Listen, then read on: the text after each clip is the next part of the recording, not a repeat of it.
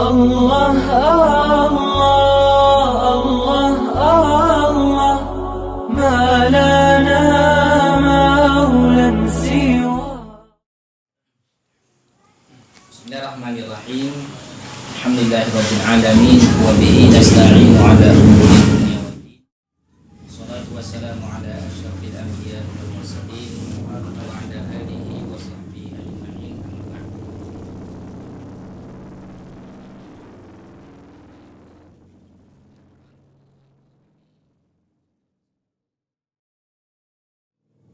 Silih bila anda lagi silih kandung kita dan teman sejawat teman-teman dari Banda Aceh untuk Syawal sekarang ini Dr. Iskandar spesialis bedah syaraf dari Rumah Sakit Zainal Abidin Banda Aceh. Kalau ada di antara kita yang mungkin bermain-main ke rumah sakit, bolehlah mampir ke tempat beliau. Masalah sendiri pun tidak. Nah, jadi beliau ini bertugas untuk bongkar pasang otak manusia, bongkar, letakkan, masukkan, buka begitu. Di hari-hari beliau sudah terbiasa menghadapi bagaimana kepala manusia. Alhamdulillah, di saat yang sama manusia banyak melakukan pertemuan, walaupun jenis pertemuan itu berbeda-beda.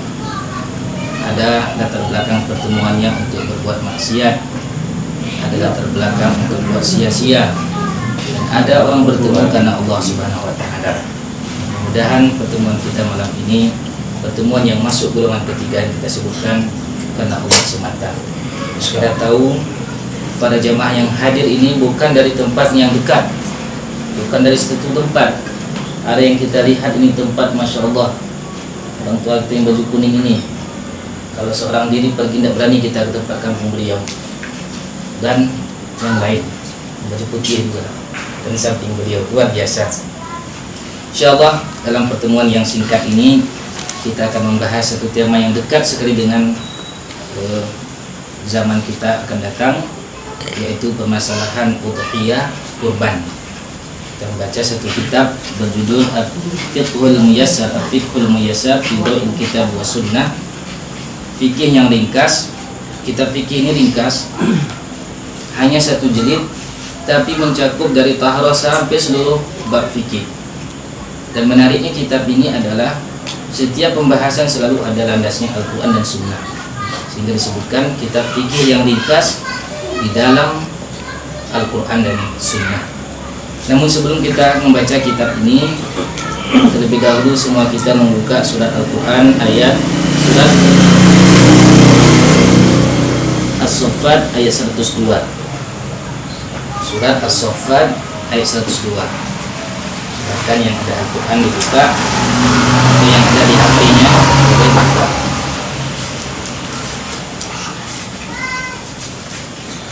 Surat As-Saffat ayat 102. Allah berfirman, "Falamma balagha ma'ahu as-sa'ya qala ya bunayya inni ara fil manami anni adbahuka fanzur madza tara." Qala ya abati if'al ma tu'mar satajiduni insyaallahu minas sabirin. Falamma tatkala balagha telah sampai, balagha fi'il madhi, balagha yablughu bulughun, artinya telah sampai, ma'ahu besertanya, nya ini kembali kepada Nabiullah Ibrahim. As-sa'ya berumur, orang kuat berusaha bekerja. Di sini bercerita tentang dua orang, antara bapak dan seorang anak. Bapak bernama Ibrahim, anaknya bernama Ismail. Qala, bapaknya berkata, Ibrahim, ya bunayya, wahai ananda. Ini pelajaran bagi setiap orang tua agar dihargai oleh anaknya.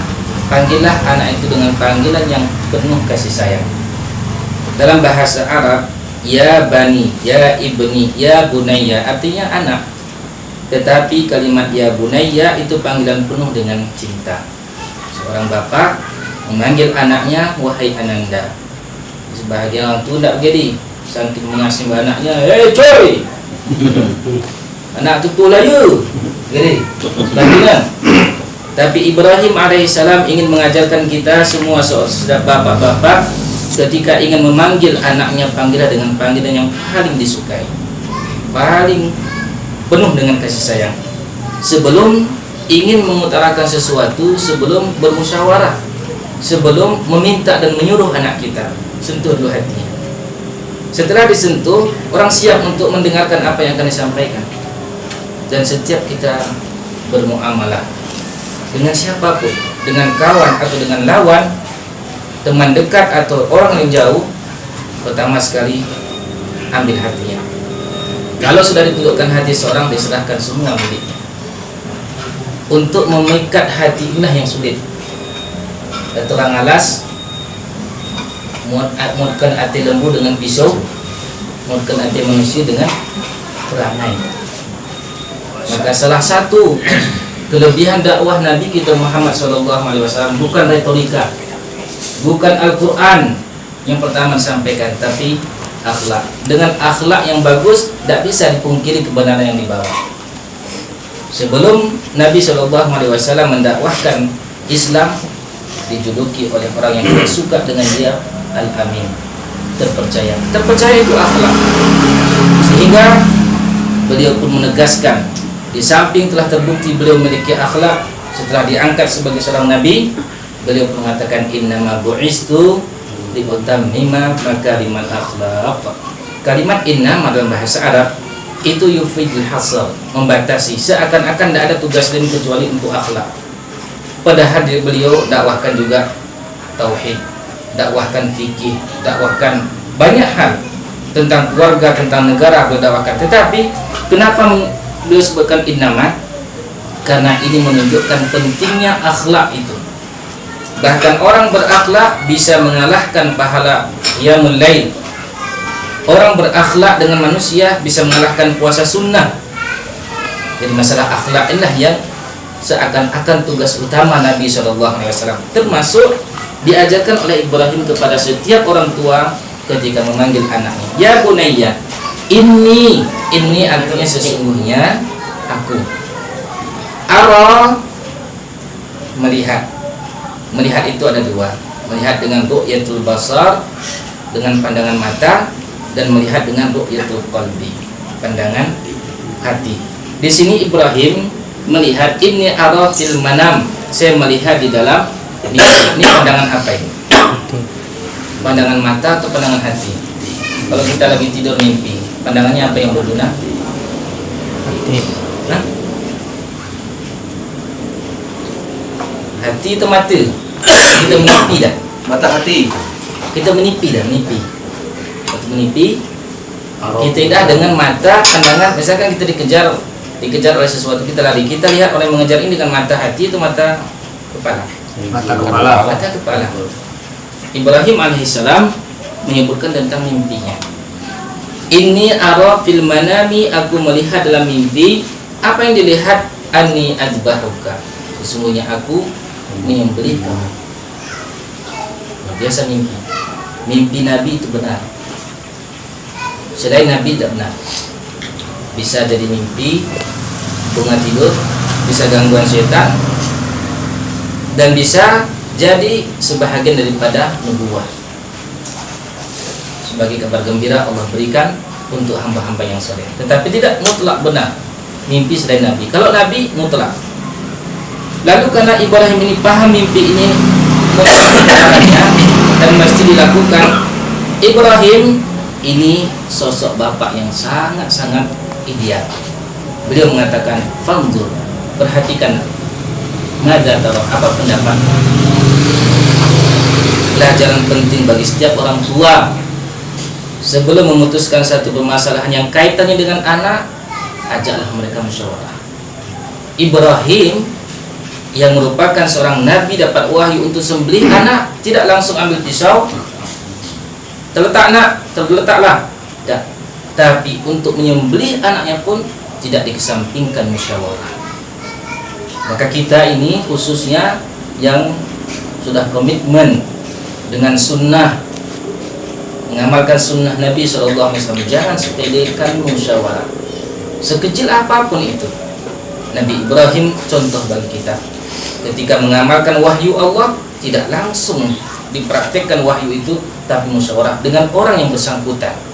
Wahai nak, ada perintah dari Allah untuk menyembelihmu, tapi bagaimana pendapatmu?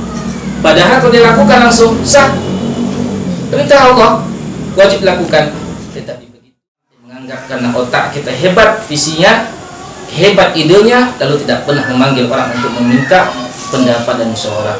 Lihatlah contoh Nabiullah Ibrahim alaihissalam. Kemudian inilah namanya gayung bersambut. Anak sudah dihargai oleh bapak, maka bapak pun akan mendapatkan penghargaan dari seorang anak. Apa jawaban anak yang hendak disembelih? Ya abati. Pertama, karena bapaknya panggil dengan bahasa yang lembut, anak pun menjawab, wahai ayahanda, if'al, lakukan, sembelih, ma tu'maru, apa yang engkau diperintahkan, satajiduni, engkau mendapatkanku insyaallah minas sabirin, termasuk orang-orang yang luar biasa. Ini keindahan keluarga ketika seorang bapak mengerti posisi dia sebagai bapak, seorang anak pun paham posisinya sebagai seorang anak, maka jadilah idealisme antara orang tua dan anak-anaknya. Kalau ini satu ketimpangan terjadi, misalkan bapak tidak menjadikan dirinya sebagai posisi bapak, atau anak tidak menjadikan posisinya sebagai seorang anak, jadilah rumah itu broken home, kata orang sekarang. Selamat datang. Rusak rumah tangga itu, tidak elok. Maka di sini penting kita belajar dari sosok Ibrahim alaihissalam dan sosok Ismail, seorang anak yang masih belia yang hendak disembelih, dan dia pun rela demi kepatuhannya kepada kedua orang tuanya, patuh kepada orang tua.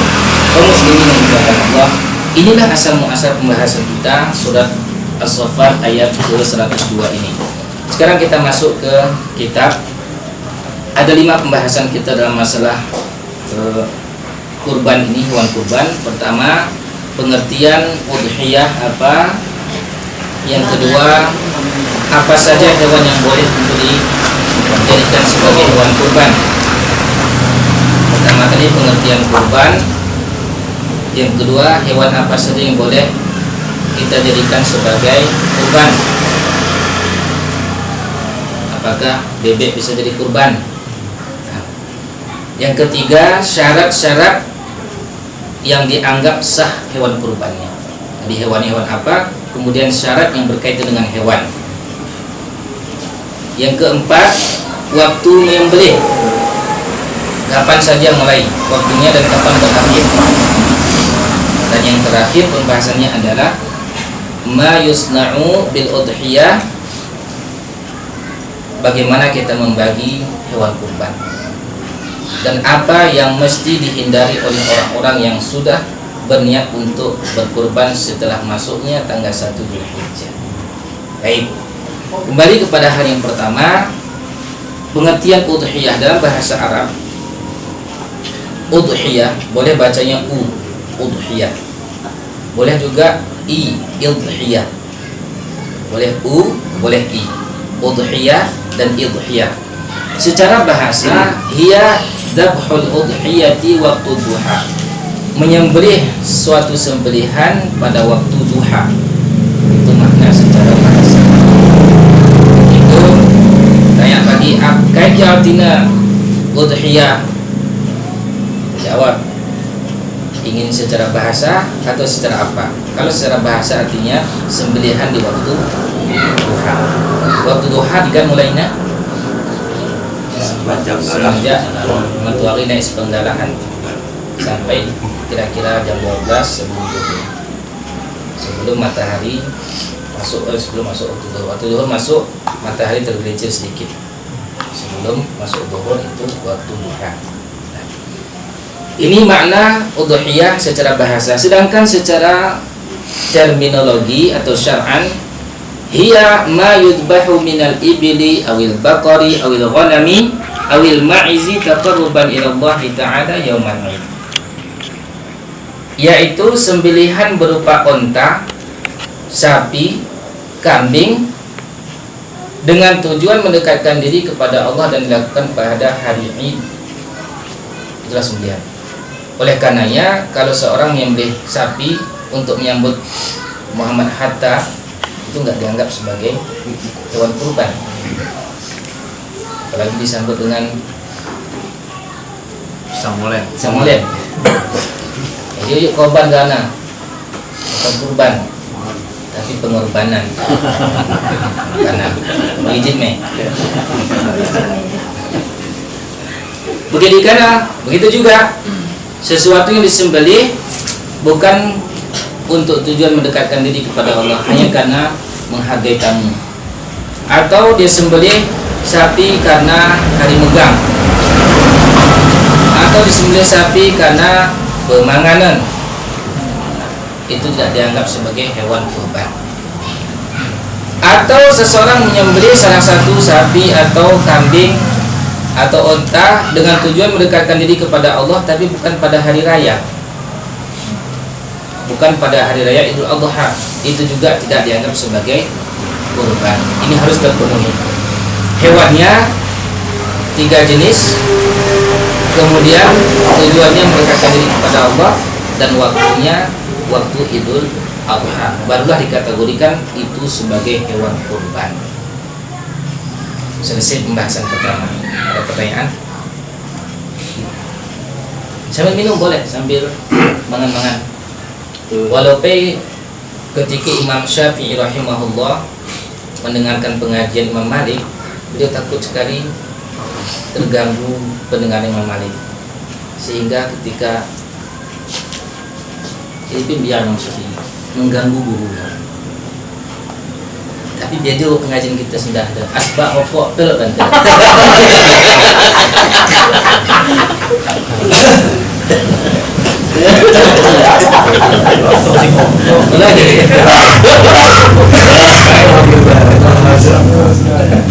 Dulu betul kena rokok kayak. Ada pertanyaan? Yes, silakan. Tadi kan ada 3 jenis hewan kurban. Nah, apakah kuda termasuk di salah 3 jenis itu? kuda tidak termasuk. Kalau kerbau masuk jenis daripada bakar, sapi. Di kuda nggak bisa Tidak bisa dijadikan sebagai hewan kurban. Tapi jual kuda untuk beli kerbau bisa ya? Bukan kuda lagi, jadi kerbau lagi. Yang lain mana kurban? Karena kita lagi dikatakan tuan rumah kuda, waktu tidak terbatas. Jadi tidak ada dalam niat jam sekian saya pulang ke rumah, tidak ada. Waktu tidak terbatas. Jadi biasa mereka 6 bulan jam 12 balik start jam 1. Dua kayak pas ngeri. Sekali mereka start. Jadi sekali Hukmuha wa adillatu masdu'iyatiha. Hukum hewan kurban dan dalil tentang disyariatkannya hewan kurban. Al-udhiyatu sunnatun muakkadah. Pendapat yang jumhur, itu hukum kurban sunnah yang sangat-sangat ditekankan. Sudah Al-Fauzan, coba buat ke kalkulator deh. Loh, seandainya sebungkus rokok harganya 12.000, habis sekali sebungkus kalikan 30. Enggak, buat sekali 290. kalikan 12 bulan, 12 bulan tahun. 7 tahun gue mau rokok. Mau dapat sapi 4 juta 320.000 untuk nukar racun setiap waktu. Sanggup ya, lalu masuk dalam Idul Adha tidak bisa beli kambing untuk kurban. Di mana pikirannya? Untuk rokok, untuk kolam 4 juta gitu. 4 juta 300 setahun nukar racun, bunuh diri, keluarga dan tetangga. Sanggup.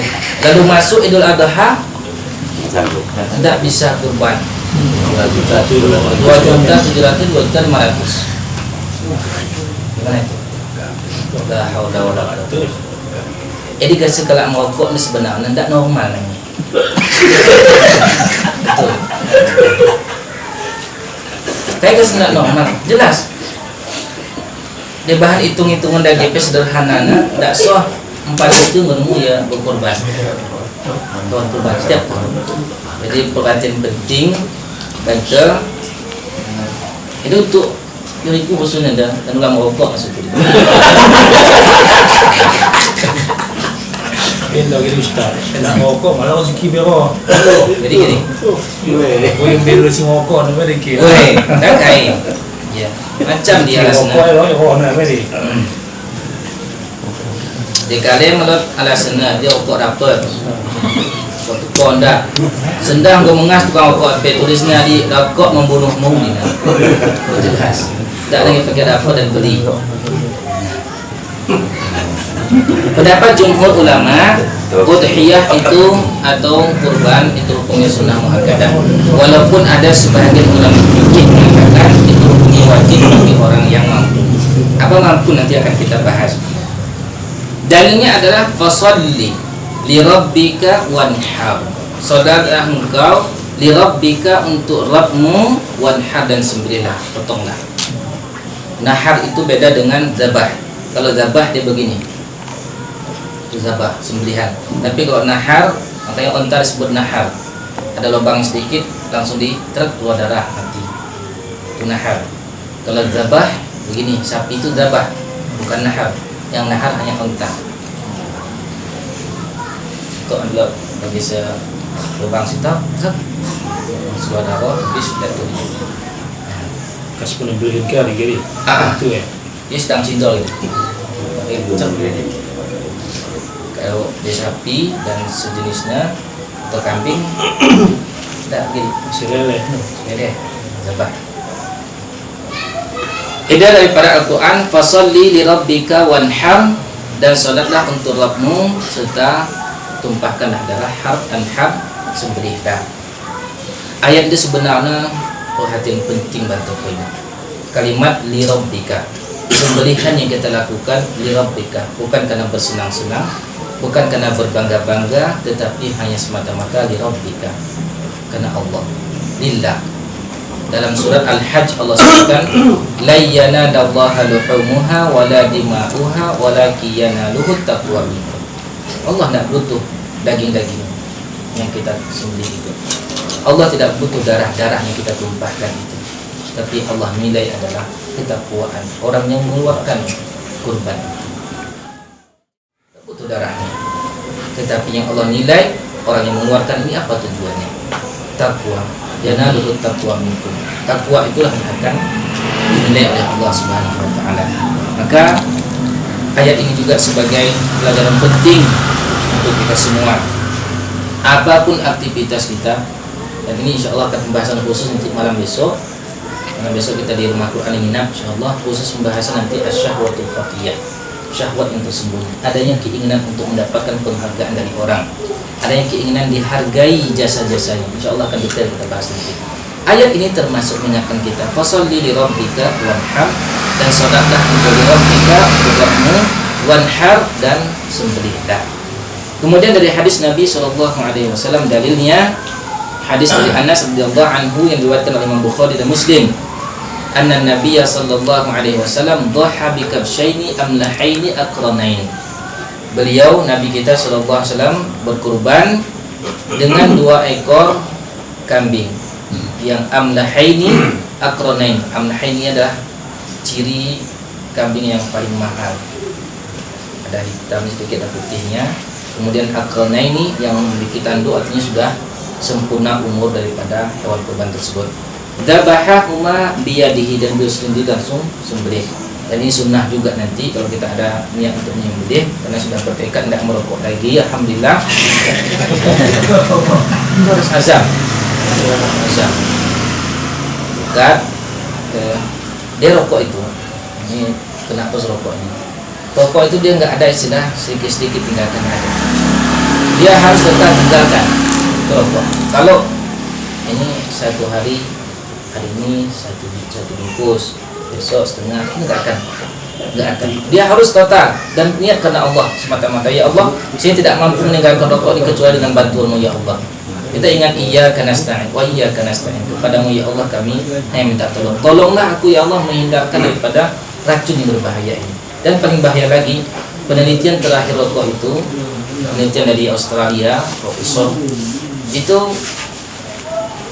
filternya terbuat daripada apa dokter? Sel darah babi. Ini dokter dokter. Jadi mau ditemukan kenakan darah babi kan? Sel darah babi. Kayak gunungan babi Ustaz, haram. Jadi rokok ini mungkin terus kita hirup haram secara zat. Alhamdulillah. Dia poin penting kita. Dabahahuma biyadihi, Nabi SAW menyembelih dua sapi tersebut dengan tangan beliau sendiri. Sunnah, jadi kita nahan pagi dalam rencana untuk kurban, kita upayakan kita sendiri untuk menyembelih. Wasamma wa kabbara, beliau mengucapkan bismillah lalu bertakbir Allahu Akbar. Bismillah Allahu Akbar. Wa wada'a rijlahu ala sifahihima, beliau letakkan kaki beliau di pangkal leher hewan tersebut. Ada untuk menyembelih.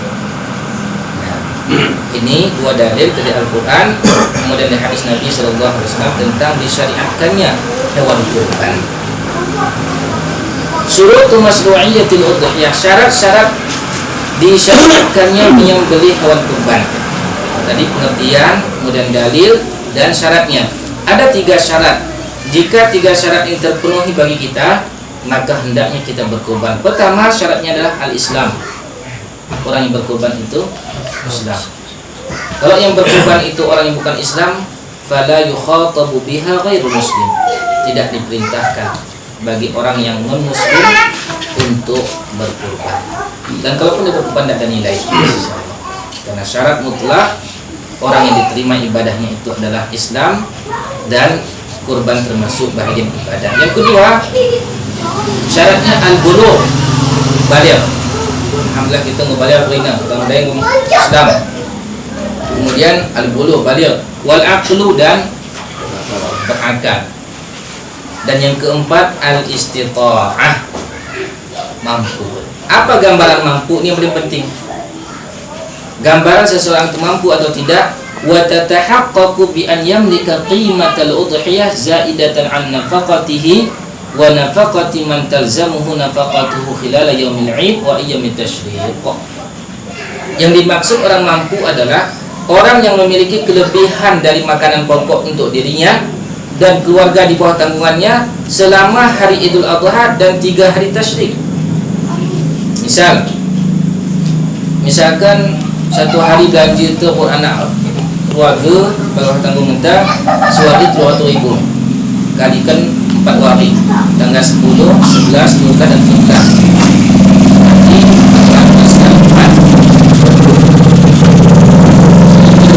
itu persen tabungan kau ni ATM 5 juta, ke kambing 2.500.000. Jadi maka saat itu keluarkanlah kurbannya 1 ekor sapi untuk 1 keluarga, 1 ekor kambing untuk 1 keluarga, 1 ekor sapi untuk 7 keluarga. Ini gambaran orang yang mampu. Maka kita ada dalam ni ATM tadi 5 juta, saya skala bertemu telepon Abu Fadilah, kita buat terus Fadilah panitia pembelian kan? Ya, insyaallah. Ada program dari yayasan? Ada. Tapi untuk sementara ini kita pembaptisan. Oh, ada. Yang penting ada. Jadi kalau kita ini jumlah berapa orang nih semuanya? 1, 2, 3, 4, 5, 6, 7, 8,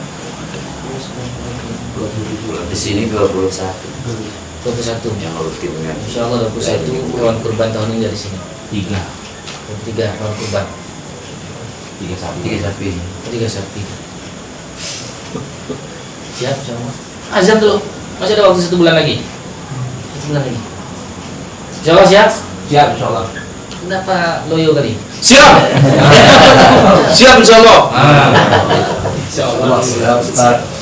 Ketika Sulaiman alaihissalam, Silip itu ya Pak. bertanya kepada prajuritnya dari kalangan jin, manusia, dan hewan-hewan burung, ayyuhal mala'u ya'tini bi'arsyiha, wahai prajuritku, siapa yang bisa antarkan singgasana Ratu Balqis ke tempat saya? Yang pertama menyanggupnya adalah Ifrit. Ana atika biha qabla an taquma min maqami. Saya datangkan dia singgasana itu sebelum kau berdiri dari tempat dudukmu. Masa kita kalah dengan Ifrit dalam kebaikan? Malu kita. Kurban itu kebaikan, kalah dengan Ifrit. Allah. Cina. Punya dia. Cici kamu ambil. Saya dulu kita. Siap insyaallah? Siap. Siap. Baik, kita lanjut. Catat Fadilah. Siap. Ma tajuzul udhiyatu bih. Hewan apa saja yang boleh untuk dikurbankan? Yang pertama ibil, unta. Yang kedua al-baqar, sapi. Yang ketiga al-ghanam, kambing. Kambing dua jenisnya, kambing biri dan kambing situ. Ini berdasarkan firman Allah surat Al-Hajj ayat 36, ayat 34. Walikulli ummatin ja'alna mansakan liyadhkuru ismallahi 'ala ma razaqahum min bahimatil an'am. Kalimat al-an'am dalam bahasa Arab itu, bahasa Al-Qur'an, itulah 3 jenis hewan tersebut. Unta, sapi, kambing. Sapi dengan jenisnya, kambing dengan jenisnya. Maka oleh karena itu tidak ada dalam syariat kita berkurban dengan selain 3 jenis ini. Orang berkurban nanti dengan sapi, alhamdulillah. Unta, alhamdulillah. Kambing, alhamdulillah. Kurban dengan bebek, no. Tidak. Bukan bahagian hewan ternak, al-an'am. Bukan bahagian makna daripada al-an'am. Wa li'annahu lam yunqal 'anil nabiy sallallahu alaihi wasallam wala 'an ahadi minas sahabati at-tadhiyah bi ghairiha. Karena juga tidak ada pernah dinukilkan dari Nabi sallallahu alaihi wasallam dan dari seorang pun sahabat yang pernah berkurban selain dengan 3 hal ini. Tidak pernah dinukilkan dengan ayam. Ada enggak ayam di masa Nabi sallallahu alaihi wasallam? Ada. Bahkan hadisnya pun ada. Hadis tentang ayam berkokok. Jangan kalian caci maki ayam berkokok karena dia membangunkan orang tidur untuk sholat. Itu juga hadis luar biasa. Kalau ayam saja kerjanya hanya membangunkan orang tidur untuk sholat, itu harus dihargai. Bagaimana seorang ustaz yang baik mengajar lalu dihina maki, dicaci maki. Teman kita seorang Islam rajin sholat, hanya satu kesalahannya dia minum khamar lalu kita caci maki. Hewan hanya kerjanya untuk membangunkan orang bangun sholat, jangan caci maki. La tasubbu adik, jangan kalian caci adik.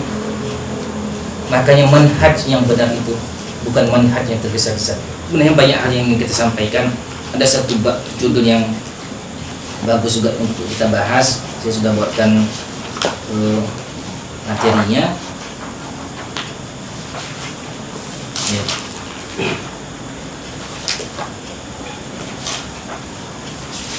Nah, materi manhaj ahli sunnati wal jamaah fil naqdi wal hukmi al-akhir.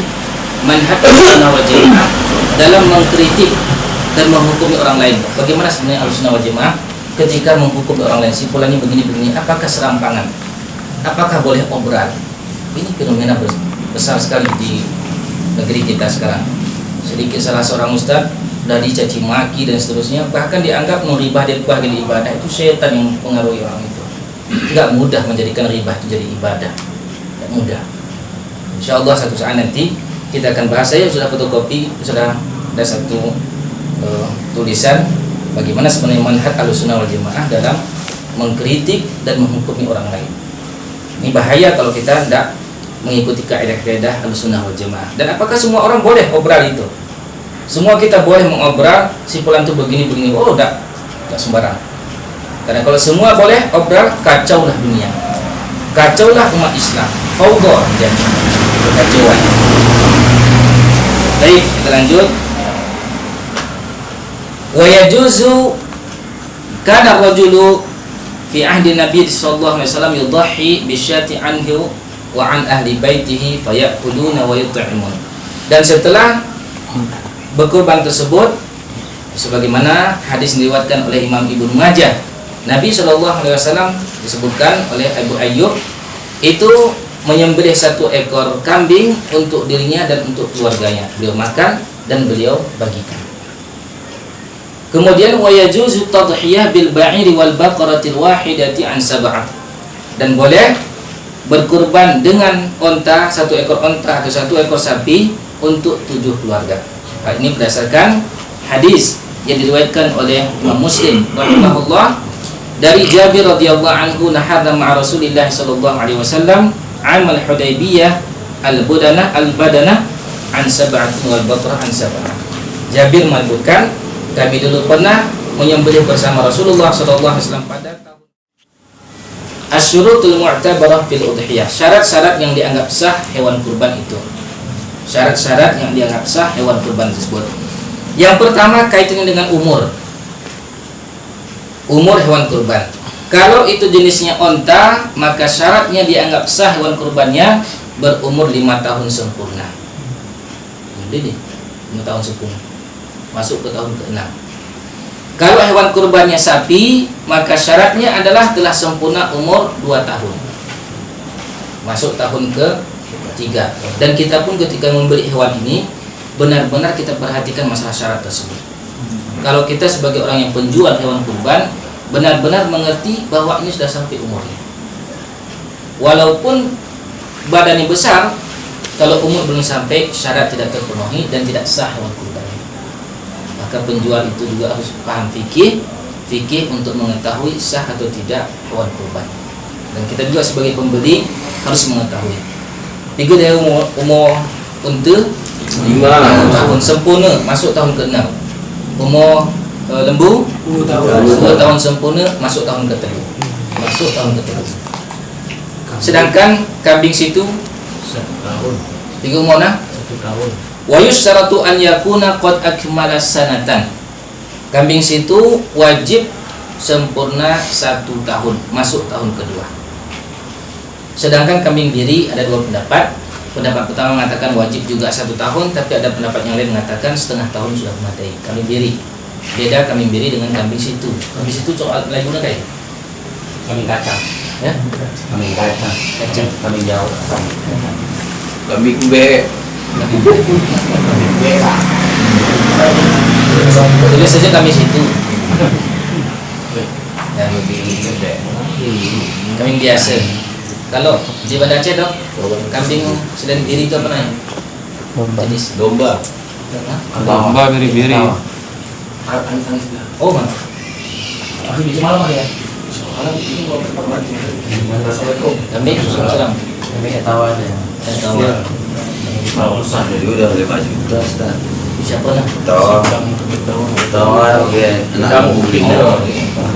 Sudah itu ya umur 2 tahun. Di kami situ enggak gini kan? Kambing situ udah. Ada umur ada roja 2,5.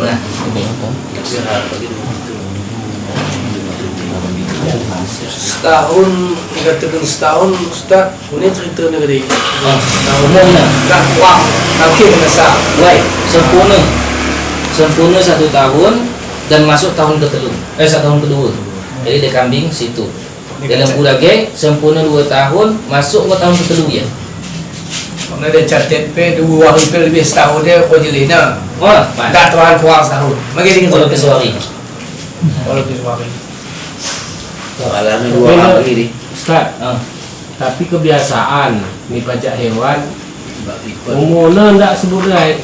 Oh kita cuduh kena pada ni ada pada cuduh kena bantu. Macam kambing ni. Bukan cik. Orang cik dia ni. Sampai di sebagai tanding harus 2 tahun ya enggak? Memang dia ni tak kuat dia 2 tahun ni. Biasa benar lembu. Malah kambing 2 tahun mas. Kambing setahun kan? Kalau teh kambing ni bergantipan masuk 2 tahun. Dah masuk lembu. Lembu. Lembu so. Kambing dah kambing. Kambing setahun tu syaratnya. 13 bulan namanya yung ngaji pun ada. Kambing. Kambing. Oh, baik tengok mu 13 bulan kan. Boleh setahun masuk kedua ya. Kita usahakan standarnya ulang dabuh, ipun pun tak dabuh ya. Tapi tahunnya ini kasih perlu kejujuran dari penjual. dan perlu banyak ilmu dari pembeli, sehingga orang pagi siu-siu korban itu. Kurban akikah balik Ustaz. Secara syarat bari, secara syarat. Dan akikah ia tidak dengan sapi, tapi cukup dengan kambing. Kalau kita satu keluarga, satu lembu, ya, tidak usah kita membeli lembu, kita sedekahkan ke pakin banget, gimana? Nah, semuanya kita nggak ambil. Ini belum bukan tuh uangnya tuh, karena berapa? 15 kita pakin bukan kita beli hewan. Bukan kita beli hewan. Secara hukum boleh, tetapi bukan dianggap kurban. Sedekah biasa, bukan kurban. Karena arti kurban tadi apa? Darahnya. Arti kurban tadi apa? Alasannya. Arti kurban tadi sesuatu yang sembelih daripada jenis unta, sapi, kambing dengan tujuan mendekatkan diri kepada Allah pada hari Idul Adha. Itu artinya. Kalau kita bagi uang di Idul Adha bukan kurban, itu pembagian uang namanya. Mengenai jenis jantan atau betinanya hewan kurban, Tidak ada keharusan. Yang ketiga, cacat yang menjadikan hewan tersebut tidak sah adalah al-awra, buta sebelah. Buta sebelah. Buta dua belah. Tunanetra. Pun tidak boleh. Kemudian wal maridatul lati al-bayyinu maraduha. Sakit yang jelas sakitnya. Pertama tadi kurus kering, kemudian pincang, kemudian buta sebelah, kemudian yang sakit yang jelas sakitnya. Apa contohnya hewan yang jelas-jelas sakitnya? Jelas kelihatan. Apel. Antrak. Ya. Antrak mati. Yang jelas ketika orang lihat ini sakit nih. Mulut. Kuku dan mulut. Dan sakitnya itu mempengaruhi juga pada dagingnya. Mempengaruhi pada dagingnya. Ini 4 cacat yang secara nas hadis Nabi sebutkan jika terdapat pada hewan kurban tidak sahlah hewan kurban tersebut. Kalau tanduknya patah tidak termasuk, Ustaz? Ini ada perbedaan ulama. Apakah tanduk itu bisa mempengaruhi badan, daging atau tidak? Sebagian mengatakan tidak mempengaruhi. Sebagian mengatakan kalau melebihi dari setengah tanduknya itu yang patah, maka masuk kategori cacat yang menghalangi. Termasuk juga telinga. Kalau telinga itu rusak lebih dari setengah persennya, kalau 50%, 60% yang rusak, itu juga mempengaruhi. Adapun di kebiri itu tidak ada masalah. Dia tidak termasuk kepada pengurangan daging hewan tersebut. Oleh bekerja colak ini Ustaz, pulau yang nan gini bekas ini kok boleh tak lepas kulitnya, Mengurangi. Jadi dia sakit. Tidak sakit lagi, sudah sehat dah lama, sudah setahun lah sudah kena ataupun 6 bulan dah sehat, tapi bekasan air panas masih lepas mangam sadu nah. Gundul sama gundul. Cacat lah ya. Tapi cacatnya kira-kira ia mempengaruhi jukut lagi enggak? Enggak. Yang mempengaruhi. Dan juga dilihat bukan sakit yang jelas sakit kelihatannya. Karena al-maridatul lati al-bayyinu maraduha. Sakit yang jelas sakitnya. Kalau tidak dia jelas sakitnya maka tidak masuk kategori nas yang melarangnya. Tidak masuk kategori. Tapi kalau kita lihat ini sakit deh, kelihatan seperti jelas sakit, maka masuk pada larangan tersebut. Jelas sakitnya cacat. Jelas cacat. Tapi sini masih ada kejadian yang sakit yang kurus lah yang dibelinya Supaya kurang kurban itu lah. Kita nggak tahu, kita berkelompok. Jadi beli kurban, kita sedekahkan kurban satu orang misalnya 2,5 orang persatu waktu masjid misalnya. Tahu-tahu waktu kita di situ kurus minggu kita, gimana tuh? itu menyelisihi sunnah Pak. Sunnah Kan Nabi. orang tua beli. Sunnah Iya. Nabi SAW sebut dalam hadis tadi beliau beli yang paling bagus. Ya, Tanduknya pun yang sudah sempurna. Ini kurus, menggerak lagi. Sudah termasuk balik sakit sakitnya. Gimana tuh? Kita nggak tahu. Waktu kita saksikan tuh Bagus. mana bagus menggerak, lah kurus lagi. Kalau sudah tahu kita ketika beli itu tidak bagus, maka jangan Bukan kita beli, Pak Ustaz, kan ada panitia di Oh, masjid. panitia. Nah, di masjid. sibuk kesana. Kita makan apa untuk kurban? Ya. 2,5 juta. Itu waktu kita datang di pagi kan menjanjikan, kita lihat ilmu kita. Nah, Tahu-tahu kurus menggerak lagi.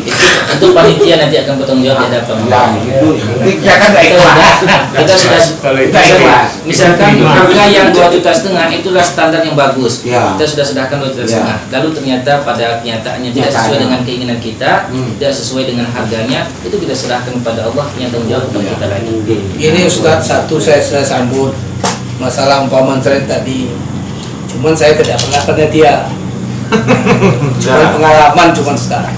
Kalau lembu itu biasanya kalau makanannya ibarat di sini rumput pada teguk, tidak mesti Ustaz. Pada saat nanti mudah dia mendapat, ini kan ada gabungan 1 hari 2 hari mengumpulkan barang. Nanti mana yang enak nasi yang untuk diambil, ambil.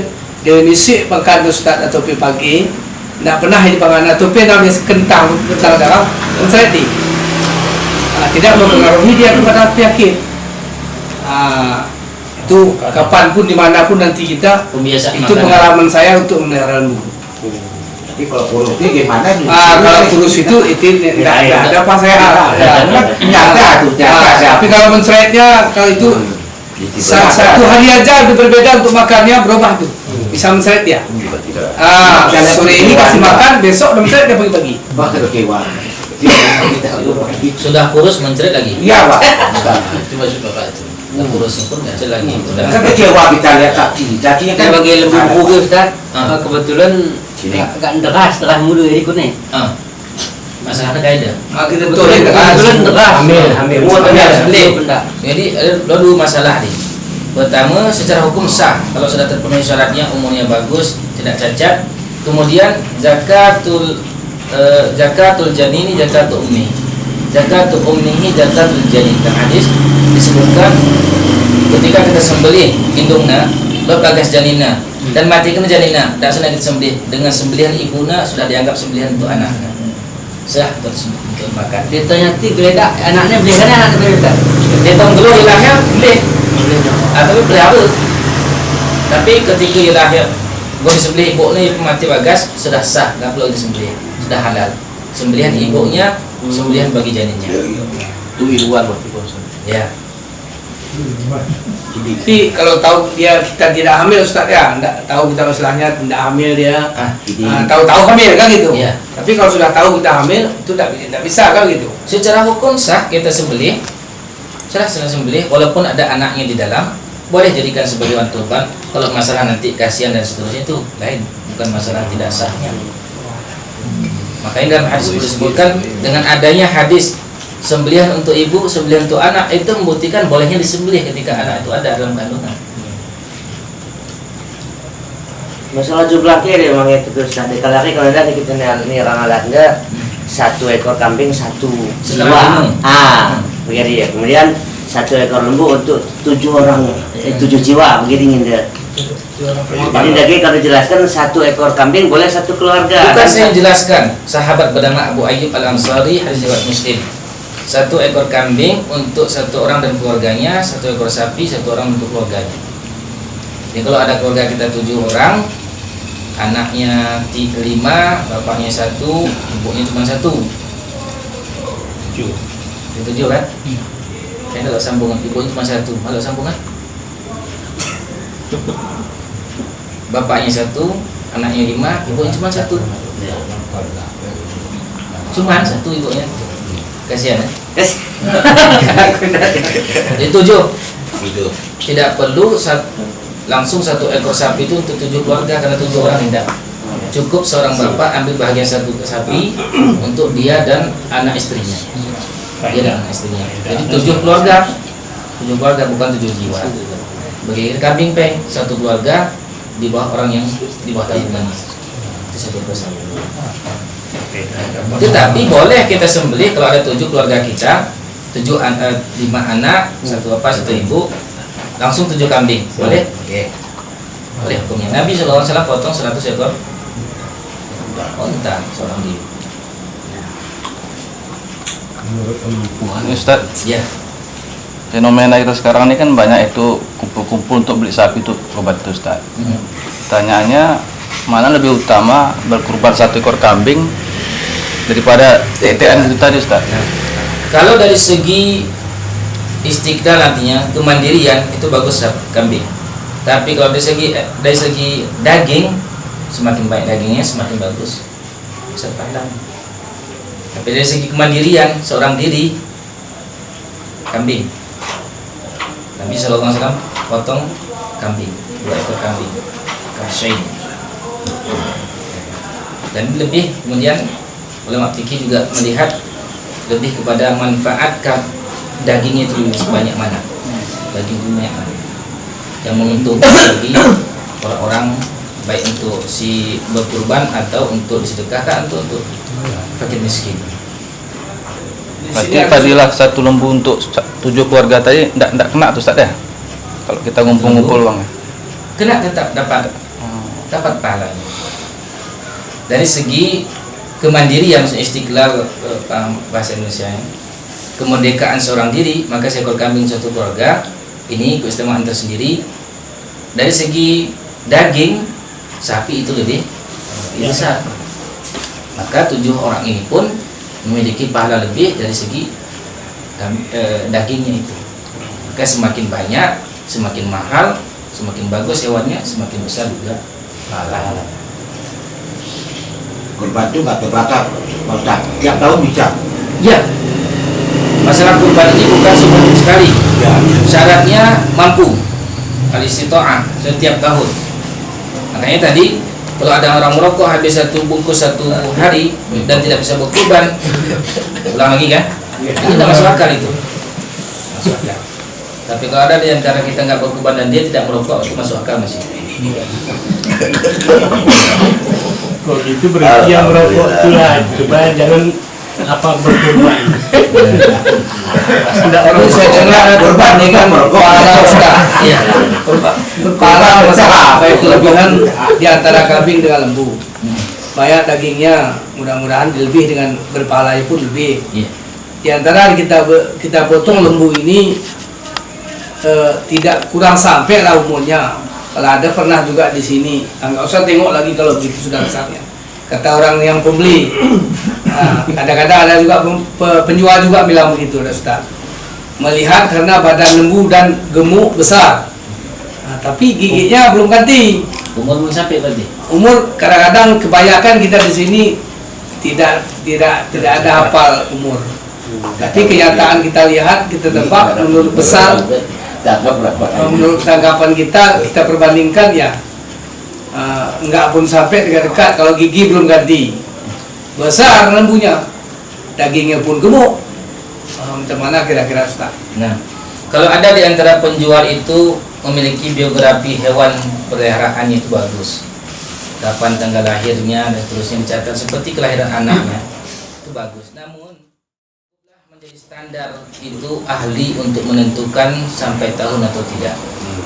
Ahlinya tapi bukan orang yang sembarang.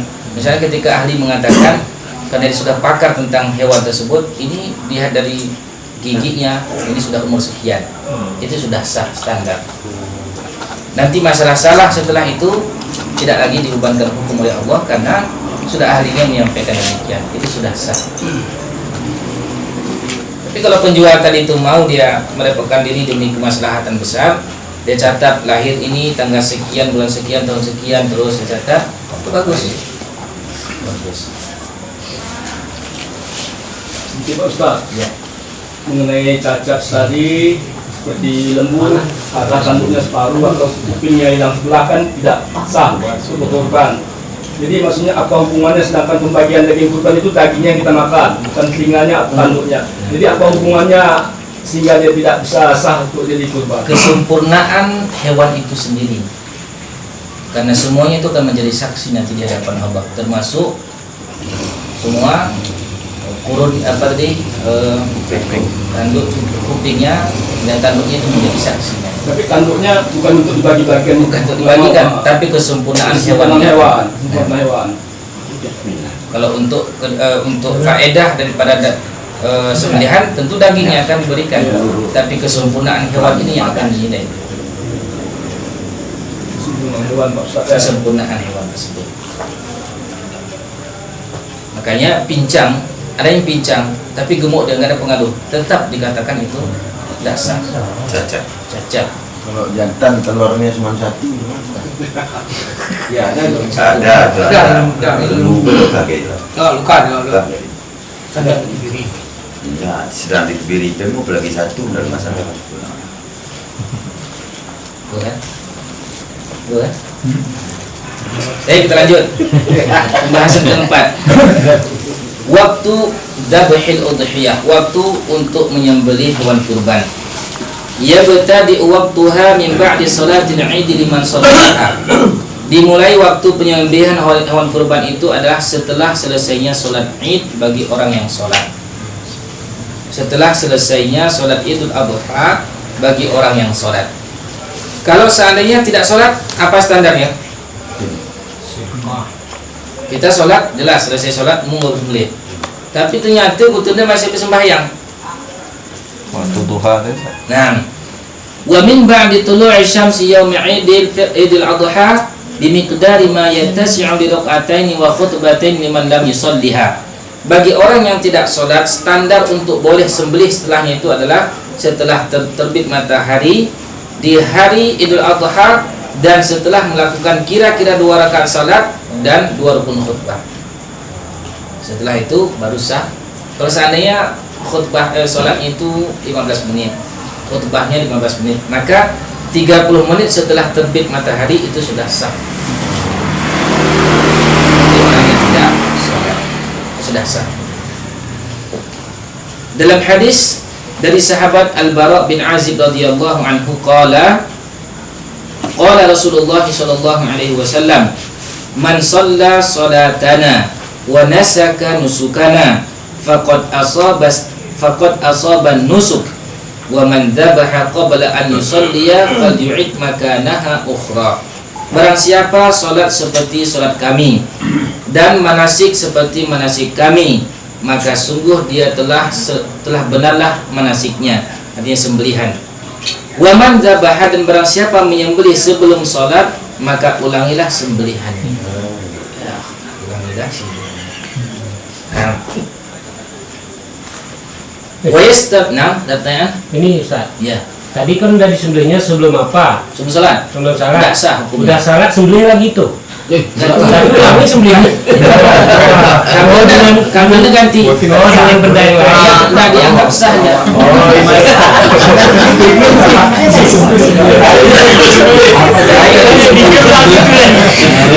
Bagus sekali.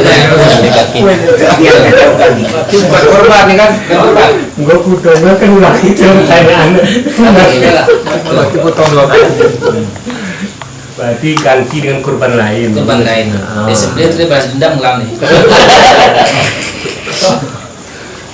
Jadi permulaan sampai kapan? Wa yastamiru waqtuha ila ghurubi akhiri ayyamit tasyriq.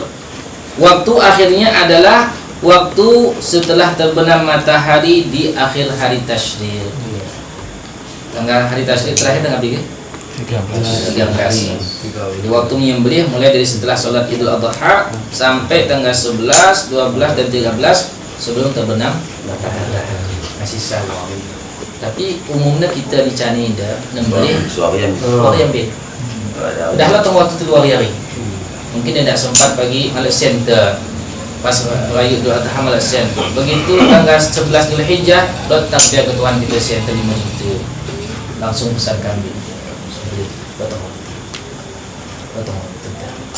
Nah, jadi waktunya panjang untuk menyembelih. Berdasarkan hadis Ibnu Mut'im radhiyallahu anhu an Nabi sallallahu alaihi wasallam qala kullu ayyami tasyriqi dhabhun. Setiap hari tasyriq itu adalah hari penyembelihan. Jadi panjang waktunya. Wal afdal dzabahaha ba'da al-faraghi min salatil 'id.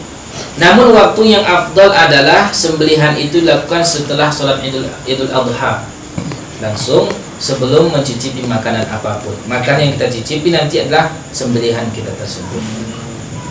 Nah, karena itu dianjurkan cepat-cepat sholat Idul Adha-nya. Bedanya sholat Idul Fitri. Idul Fitri dianjurkan terlambat sholatnya.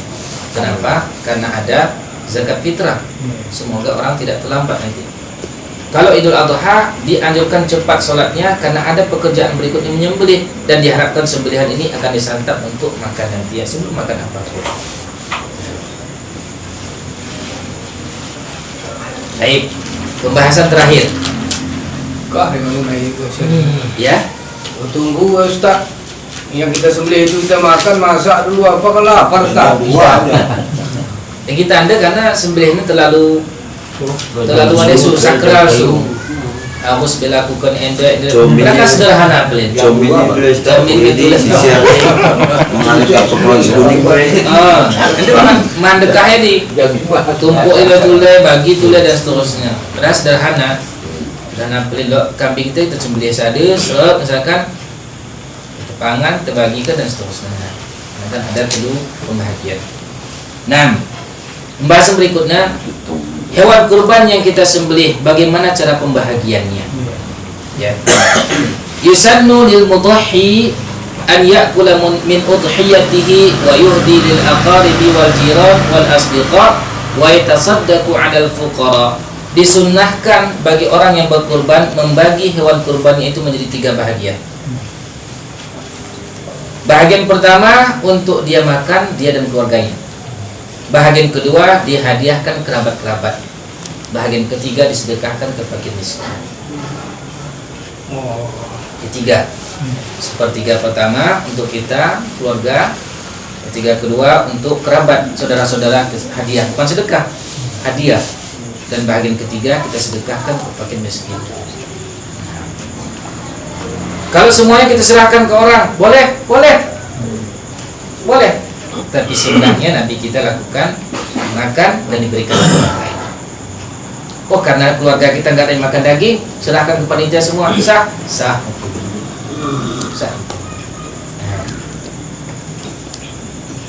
Baik. Sebelum pembahasan terakhir ada pertanyaan? Ya. Sebagaimana yang terjadi di masyarakat kita kan ada panitia kurban saat. Panitia kurban itu biasanya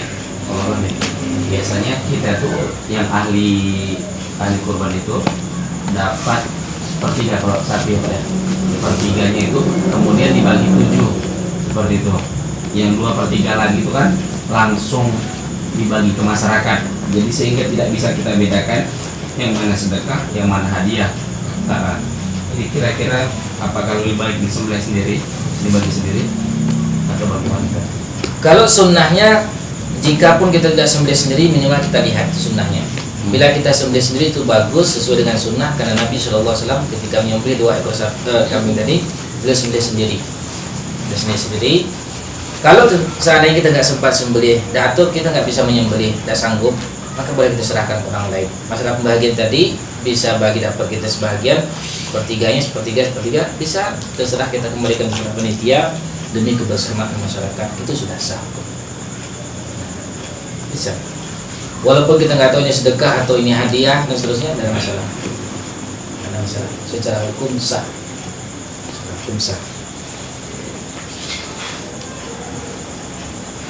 Baik. Pembahasan terakhir. Ma yalzamu muridu tadhiyati idza dakhalat 'ashru Dzulhijjah. Bagi orang yang berniat untuk berkurban, apa yang terlarang baginya ketika masuk tanggal 1 Dzulhijjah? Misalkan Pak Haji suka berkurban, begitu masuk tanggal 1 Dzulhijjah, Pak Haji mendapat larangan-larangan untuk pribadi. Apa larangannya? Dilarang mencukur segala bentuk bulu. Bulu kambingnya atau bulu orangnya? Bulu orang yang hendak berkurban. Tidak boleh lagi pangkas rambut, tidak boleh lagi cukur ketiak, tidak boleh lagi bulu bawah, semua bulu tidak boleh lagi sampai kita berkurban nanti. selesai kita sembelih. Oleh karena itu kalau sempat sebelum tanggal 1 Dzulhijjah sudah 30 hari nggak potong-potong, tambah lagi 10 hari berikutnya, bahaya itu. Lumayan itu, nggak sanggup orang duduk sama kita nanti. Jangan sampai 40 hari. Maka selesaikan harus semuanya. Selesaikan. Tidak boleh cukur rambut dan tidak boleh mencabut, memotong kuku. Termasuk kulit-kulit yang ada itu dilarang. Kalau yang musam dan basarahu. Jangan dia misalkan ada kulit dikit. Ini larangan-larangan bagi orang yang hendak berkurban. Dan mudah-mudahan kita yang hadir hari ini insya Allah berniat, pasang niat dulu. Nanti masalah setelah pada hari H ada rezeki atau tidak itu kita serahkan kepada Allah. Yang penting sudah ada niat. Niat pertama kita tinggalkan rokok, kita ganti dengan kurban. Dan yang kedua insya Allah setelah masuk kurban pada tanggal 1 Dzulhijjah kita mencegah diri dari memotong segala bentuk bulu dan kuku-kukunya. Dengan demikian belum sampai jam 11 alhamdulillah sudah pembahasan kita tentang Idul Adha, tentang udhiyah ataupun hewan kurban. Tambah lagi Ustaz. Inti daripada hewan kurban itu semuanya selain kita tumpahkan darah hewannya, selain kita berikan daging-dagingnya, sesungguhnya apa yang terjadi pada diri Ibrahim dan Ismail itulah sebagai intisarinya. Kita ingin berkorban untuk Allah Subhanahu wa taala. Apa yang bisa kita korbankan untuk agama Allah ini? Kalau dulu para sahabat korbankan diri, harta dan jiwa untuk perkembangan agama, maka bagi kita cukup meluangkan waktu memperdalami ilmu agama itu sudah bahagian daripada pengorbanan kita. Allah